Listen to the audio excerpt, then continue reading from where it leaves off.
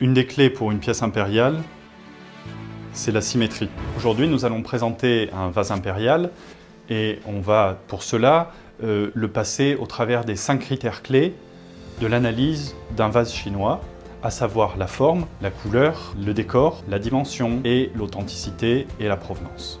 Il a donc une forme qui s'appelle Tohu qui veut dire lancer de flèches. Pourquoi? C'est un jeu chinois qui était relativement réputé sous la dynastie Ming. Aussi bien les hommes que les femmes jouaient à lancer des fléchettes et les faire tomber dans ce vase qui donc comprend ces 2 anses tubulaires. Pour la couleur, on est donc sur une couleur céladon. La couleur céladon a été parfaite sous les Ming et elle était faite dans les fours de Longchuan. Ça a été repris par les potiers de Jin de Cheng, donc le four impérial. Elle a été un tout petit peu améliorée afin d'obtenir une couleur un petit peu plus délicate et plus légère. On obtient une couleur qui est très proche du jade, qui donc était très désiré à l'époque.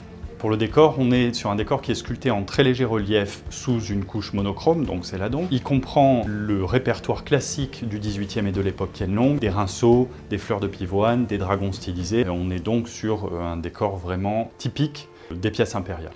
Au niveau de la dimension, on est sur un tout petit peu plus de 33 cm. Ça correspond parfaitement à la dimension des autres vases similaires que l'on a pu retrouver.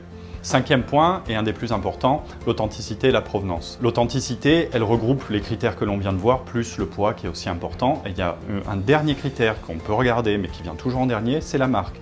On a donc sur ce vase une marque Qianlong, qui est en caoutchouc, c'est-à-dire en carré, à 6 caractères, qui correspond parfaitement à l'époque du vase. Au niveau de la provenance, on est sur une pièce qui provient d'une collection européenne. Il est passé dans les mains d'une des plus grandes galeries européennes d'art asiatique, puis au travers de cette collection est arrivé jusqu'à nous aujourd'hui pour être remis sur le marché. On a un comparatif d'un de nos confrères qui a été vendu à New York en 2014 et qui a donc atteint un prix relativement élevé, ce qui nous permet aussi d'avoir de belles espérances sur cet objet.